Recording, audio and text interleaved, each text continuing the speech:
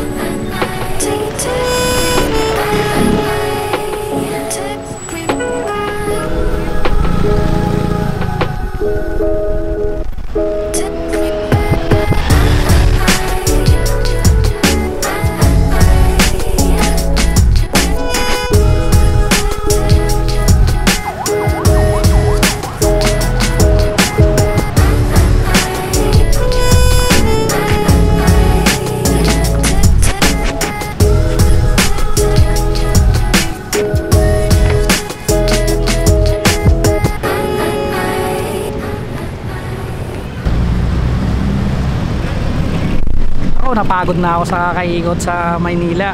Napakaganda naman talaga ng lens na to. Pwede pang wide shot, mid shot. Sa close up, syempre, try natin yung low light.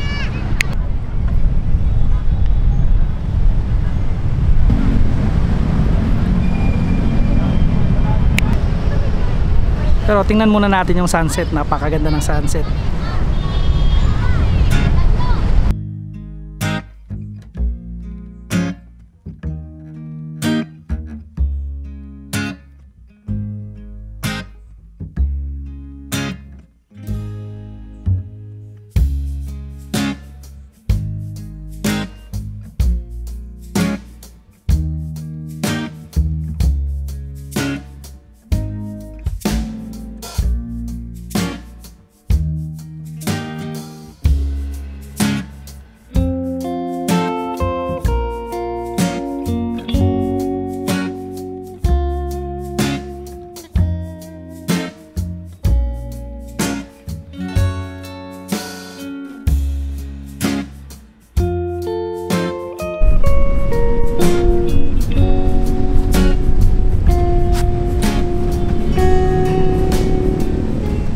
Napakaganda naman talaga na sunset dito sa Manila Bay.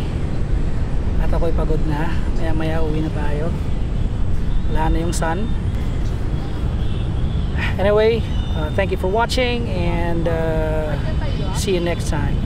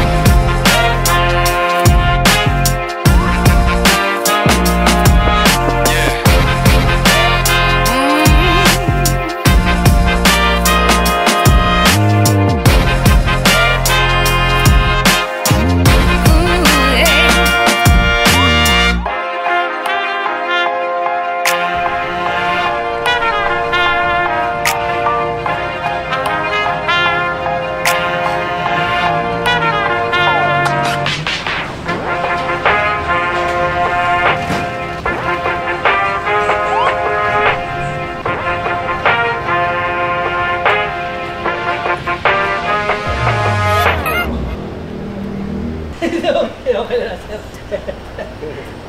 Gacting tao, gacting. Ito nila barko sir, oh. Apoy barko.